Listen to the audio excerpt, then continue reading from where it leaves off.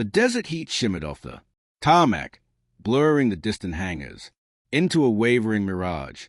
The SEAL leaned against a Humvee, arms crossed, smirking, just enough for her to notice. "Bet you won't take it that low," he said, his voice carrying over the hot wind, loud, enough for the small cluster of operators to hear.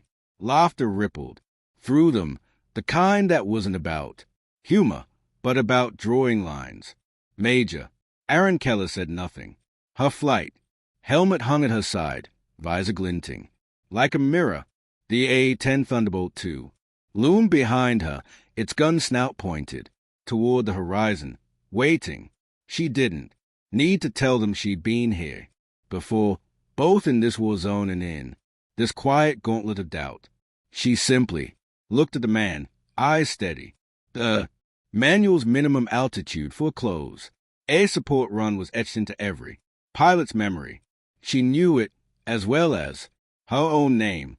She also knew that rules were written for averages, not for moments when lives balance on seconds. And right now, the men on the ground needed more than averages. Erin Keller didn't fit the caricature they expected. She was neither loud nor eager to prove herself in words. Her uniform was stumble-laced, the stitching fraying at the cuffs from deployment so numerous she'd stopped counting. Her boots carried the stubborn desert dust of Kandahar, Fallujah, and other places, with names she rarely spoke outside the squadron. Her hands bore faint burns from the time her canopy heater failed over the Hindu Kush, forcing her to descend into a canyon of shifting cloud and ice, each movement a bargain with gravity. Her left knee HDHD on humid days, a lingering gift from an emergency ejection 12 years earlier when the right engine burst into flame over the Gulf. But she was still here, still flying, still answering calls from soldiers who would never know her face, but would never forget the sound of her arrival overhead. And yet, despite it all, she'd heard the whispers too many times. She's good for a woman. She's careful, maybe too careful. She wouldn't push it. Hours earlier, the radio call had come in.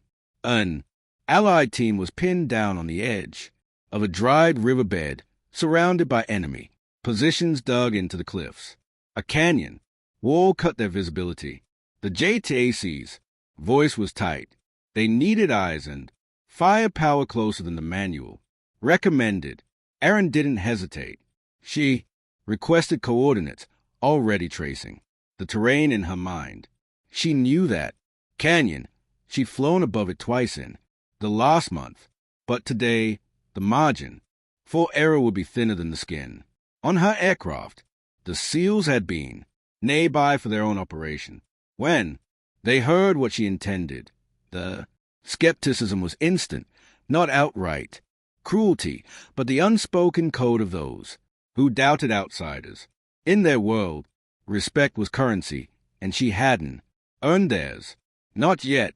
Every pilot knew the difference between bravery and recklessness was measured in inches and seconds. She had sworn to follow the manual for safety, but she had also sworn to protect those who fought on the ground.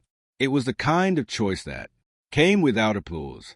If she flew low and made the run, there would be no medal for breaking protocol.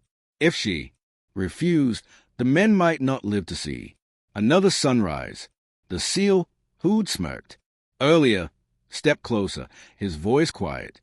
"Now, you screw this up, Keller." And they had done. She met his eyes.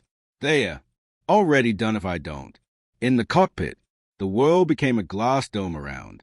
The desert below stretched into gold and shadow.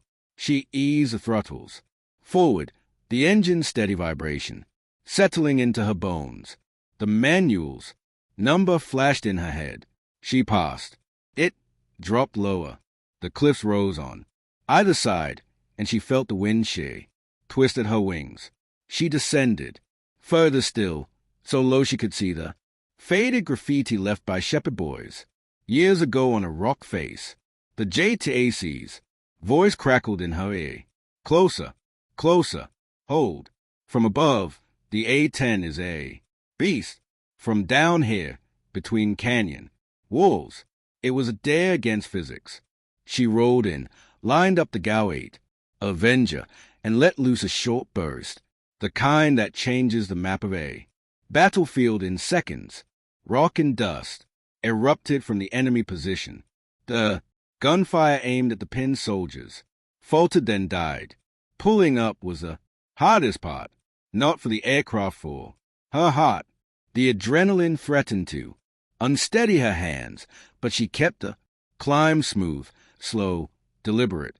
Above the canyon rim, she banked and looked down.